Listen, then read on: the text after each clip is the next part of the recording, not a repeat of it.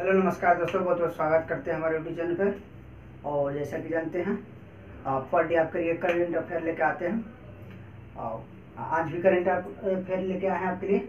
और आप देखिए, पर डे आप इसको रिवीजन करते जाइएगा, एक दो दिन देखिएगा, एक दो बार देखिएगा, आपका करंट अफेयर काफ़ी सही हो जाएगा। पर डे आप देखिए करंट है, पर डे देखने का चीज़ है और रिविजन का चीज़ है। कोई भी सब्जेक्ट हो, जब तक आप रिविजन नहीं करिएगा वो आपका नहीं होगा। ठीक है, तो हम कम समय में आपको एक रिवीजन के तौर पर कराते हैं और काफ़ी अच्छी अच्छी चीज़ें हैं इसमें, सभी एग्जाम को कवर करेगा है करंट अफेयर। तो चलिए आप शुरू करते हैं। और सबसे पहले कि आप दोस्तों को शेयर करिए, बताइए इसके बारे में। काफ़ी अच्छी चीज़ें हैं तो सब्सक्राइब करना चाहिए आप लोगों को, लाइक करिए, कमेंट करिए, बताइए कैसा लग रहा है, कुछ सुझाव हो तो वो भी बताइए। ठीक है, चलिए शुरू करते हैं आज। सबसे पहले देखिए 2021 के अनुसार वन स्थिति क्षेत्र में बिहार का कौन सा जिला शीर्ष पे है। जैसे जानते हैं कि वन का रिपोर्ट आता है तो 2019 में आया था, उसके बाद 2021 में आया है और भारत का भी आता है। ठीक है ना, तो इसमें हम बिहार का दिया आपको। ठीक है ना, तो पर 2 साल पर आता है वन की स्थिति रिपोर्ट आता है, तो ये रिपोर्ट 2021 का नया आया है। तो इसमें कौन सा जिला शीर्ष पे है? वन विस्तार के क्षेत्र में। देखिए क्या, वन विस्तार के क्षेत्र में कौन सा जिला शीर्ष पे है? बांका। कहाँ है? बांका। सबसे कौन है शीर्ष पे है? बांका है। ठीक है, अगर इंडिया में कहें कि भारत में कौन है वन आवरण के क्षेत्र में सबसे ज़्यादा, तो मध्य प्रदेश है। सबसे कम हरियाणा होगा। मैंग्रोव वन में कहेगा सबसे ज़्यादा तो पश्चिम बंगाल। और मैंग्रोव वन में अगर कहें कि वृद्धि किसने सबसे ज़्यादा किया है, तो उसने किसने किया है? उड़ीसा ने किया है।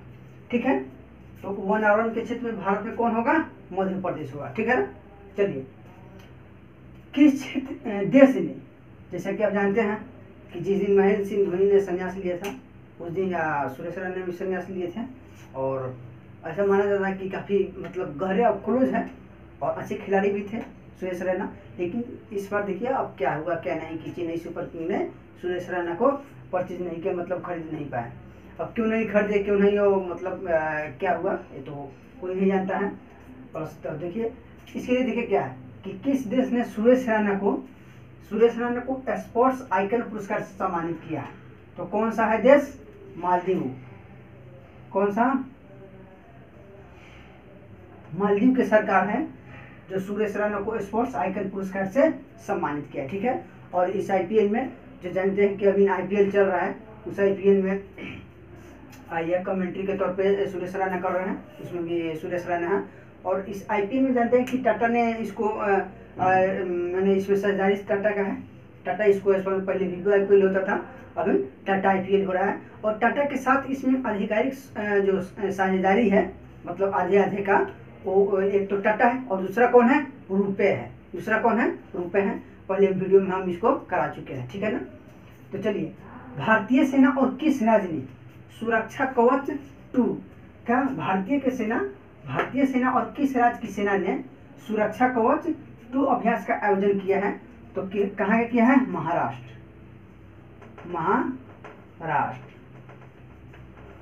तो भारतीय सेना और महाराष्ट्र की सेना ने सुरक्षा कवच 2 का आयोजन किया है।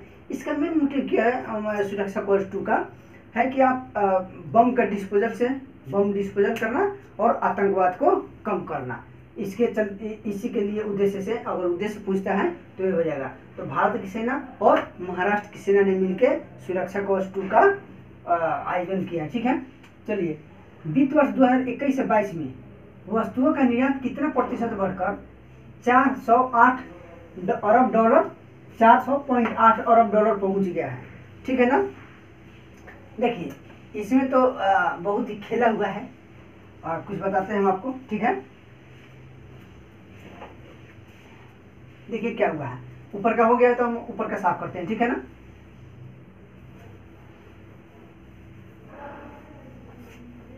देखिए क्या हुआ, 400.8 अरब डॉलर पहुंच गया है। तो पूछ रहा है कि कितना प्रतिशत बढ़ा है, कितना प्रतिशत। देखिए केवल अच्छी चीज़ों को ही बताया जाता है, जो कमियां हैं उसको नहीं बताया जाएगा, उसको सुधार नहीं किया जाएगा। लेकिन जो अच्छा हो गया वो टॉप पे रहेगा और जो बुरा है वो नीचे चला जाएगा। ठीक है, इसीलिए तो विकास नहीं हो पाता है।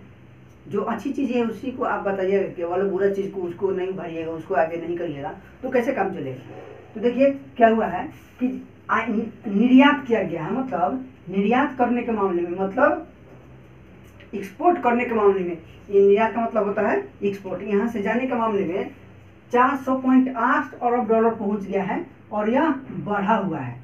तो बढ़ा हुआ तो इसको बताया जा रहा है, लेकिन जो छुपा है उसको नहीं बताया जा रहा है। देखिए तो इस रिपोर्ट में बताया गया है 2021 के 22 में, या मार्च 20-21 मार्च के आसपास का रिपोर्ट है, ठीक है ना। तो 37% बढ़ा है, 37% बढ़ गया है। तो आंसर क्या है उसका 37%, ठीक है ना। जबकि देखिए ये तो एक्सपोर्ट है और हम लोग मंगा रहे हैं कितना का, तो ये है 589 अरब डॉलर हम लोग मंगा रहे हैं और 400.8 अरब डॉलर को हम लोग निर्यात कर रहे हैं। तो भी कितना घाटा है, कितना है, लगभग 189 अरब डॉलर का घाटा हम लोग को पहुंच गया है। लेकिन इसको नहीं बताया जा रहा है, केवल हमने जो वृद्धि किया है उसी को बताया जा रहा है, ठीक है ना। तो देखिए कैसा कैसा हाल है कि जो अच्छी चीज़ें हैं उसी को बताया जा रहा है। चलिए अब यहाँ देखिए, इसको याद रखिए कितना परसेंट बढ़ा है, 37%। और घाटा, इसमें तेरा घाटा मेरा कुछ नहीं जाता। तो घाटा कितना है इसमें, घाटा 189 अरब डॉलर है, ठीक है। उसको आप याद रखिएगा। अगर पूछ देगा कि आयात कितना हो रहा है, तो 589 अरब डॉलर है। नीति आयोग ने कितने महिलाओं को वुमन ट्रांसफॉर्मिंग इंडिया अवार्ड से सम्मानित किया गया है।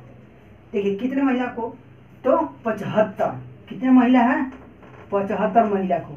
कितने महिला को, 75 महिला को। आज़ादी का अमृत महोत्सव, अमृत काल चल रहा है, भले ही देश डूबता जाए लेकिन अमृत काल चलेगा ही चलेगा। तो अमृत काल आज़ादी का 75वां, तो इसलिए कितना 75, ऑप्शन में देकर मार दीजिएगा 75, ठीक है ना। तो कितने महिलाओं को दिया गया है, ये नीति आयोग की तरफ से, उसका जो मंच होता है उसके तरफ से 75 महिलाओं को वुमन ट्रांसफॉर्मिंग इंडिया अवार्ड से सम्मानित किया गया है। अब इसमें महिला का नाम याद रखना जरूरी नहीं है, केवल इतना याद रखिए कितने को मिला है, 75 को। एबेल पुरस्कार 2022 किसे दिए जाने की घोषणा किया गया है, तो यह है सुलविन। कौन है, सुलविन। सुलविन याद करिएगा, डेनिल सुलविन है कोई, डेनिल करके है, तो केवल आप सुलविन याद रखिए। कौन उद्यान यानी राष्ट्रीय उद्यान, कौन सा राष्ट्रीय उद्यान बोमा तकनीक का प्रयोग किया है, बोमा तकनीक, कौन सा राष्ट्रीय उद्यान है, तो राष्ट्रीय उद्यान है केवलादेव, केवलादेव, केवलादेव राष्ट्रीय उद्यान। और कहाँ है, क्वेश्चन ये भी बनता है कि केवलादेव राष्ट्रीय उद्यान कहाँ है, तो केवलादेव राष्ट्रीय उद्यान कहाँ है, राजस्थान। अगर स्टेट पूछेगा तो राजस्थान कर दिएगा, और उद्यान पूछेगा तो केवलादेव राष्ट्रीय उद्यान। देखिए इसमें मेन रूप से क्या है कि एक जंगलों के बीचों बीच, केवलादेव राष्ट्रीय उद्यान में क्या किया, जंगलों के बीचों बीच एक रास्ता बनाया गया है, ठीक है ना। कहीं कहीं से जुड़ के एक रास्ता किया गया है, कहाँ कहाँ चल गया, यहाँ से जाएगा, फिर यहाँ से कोई जाके इसमें जुटेगा, ठीक है ना, इधर से भी है और इसमें जाके जुट जाएगा, ठीक है ना।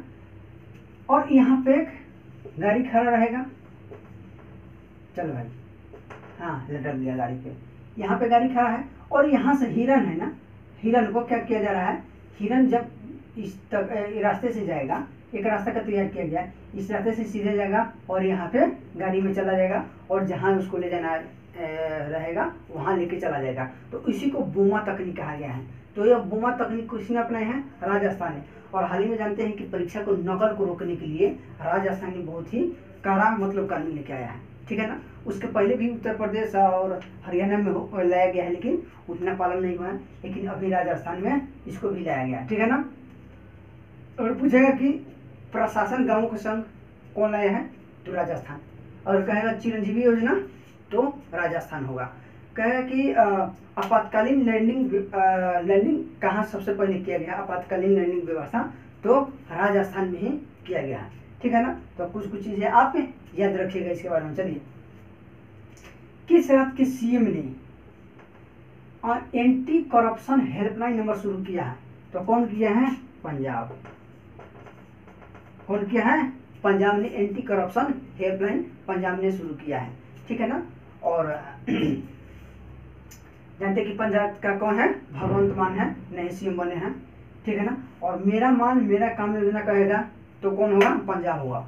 और जानते हैं कि जो S-400 राइफल है, S-400 तकनीक है, वो पंजाब में ही स्थापित किया गया है। जो रूस का था वो पंजाब में स्थापित किया गया है, ठीक है ना। S-400 याद रखिएगा। कार्बन न्यूट्रल फार्मिंग प्रणाली को शुरू करने वाला पहला राज्य, कार्बन न्यूट्रल प्रणाली क्या है यहाँ पे देख लीजिए। कार्बन न्यूट्रल फार्मिंग प्रणाली को शुरू करने वाला कौन है? केरल है, केरल है। कहेगा कि आपको वन स्कूल वन IAS योजना, तो कौन होगा? केरल होगा, ठीक है ना। तो इसको याद रखिएगा, यह बहुत ही महत्वपूर्ण है। वन स्कूल वन IAS योजना केरल। जेंडर पार्क कहेगा तो कहाँ होगा? जेंडर पार्क भी केरल में ही होगा, ठीक है ना। कौन सा देश 53.2 डिग्री सेंटीग्रेड 53 पॉइंट देख लीजिए 53.2 डिग्री सेंटीग्रेड रिकॉर्ड करके पृथ्वी पर सबसे गर्म स्थान बन गया है? कौन सा देश इतना रिकॉर्ड करके पृथ्वी पर सबसे, तो बहुत ही महत्वपूर्ण हो जाएगा, क्योंकि जहाँ सबसे पहले सबसे बड़ा होता है वो बहुत ही इंपॉर्टेंट होता है। तो कौन है यह? कुवैत। कुवैत यहाँ का तो लोग कूद रहा होगा जी। कुवैत सबसे गर्म 53.2 डिग्री सेंटीग्रेड। हम लोग का कितना 25 चढ़ते झोंकने लगता है 30, ठीक है ना। यहाँ देखिए किससे मैरीन इंजीनियरिंग के क्षेत्र में उत्कृष्टता केंद्र के रूप में मान्यता दी है? मैरी इंजीनियरिंग के क्षेत्र में उत्कृष्टता केंद्र के रूप में मान्यता दी है। यहाँ पर बस आप कीवर्ड पकड़िए, मैरी इंजीनियरिंग क्षेत्र उत्कृष्टता केंद्र के रूप में किसको? INS Shivaji, INS Shivaji. कौन है? INS शिवाजी है, ठीक है। चलिए आगे बढ़ते हैं। पेपरलेस बनाने के लिए अब देखिए यहाँ पे पेपरलेस है, यहाँ पे कहेगा ना पेपरलेस होने वाला पहला अदालत कहेगा तो केरल ही मारिएगा। पेपरलेस बनाने के लिए नेशनल ई विधान एप्लीकेशन NEV है, नेशनल ई विधान एप्लीकेशन कार्यक्रम को लागू करने वाला पहला राज्य विधानसभा कौन है? देखिए पेपरलेस बनाने के लिए कौन? नेशनल ई विधान एप्लीकेशन कार्यक्रम को लागू करने वाला कौन है? पहला राज्य विधानसभा कौन है? तो नागालैंड का। कहाँ? नागालैंड। कौन है? नागालैंड है। भारत जापान वार्षिक शिखर सम्मेलन 2022 कहाँ हुआ है? दिल्ली में। कहाँ हुआ जी? दिल्ली में, ठीक है। फीफा विश्व कप 2022 के लिए क्या? फीफा विश्व कप 2022 के लिए आधिकारिक तौर पर स्पॉन्सर कौन है? मतलब आधा मेरा आधा आपका, मतलब स्पॉन्सर जो होता है आधे आधे का, तो उसमें कौन है? बायजूस।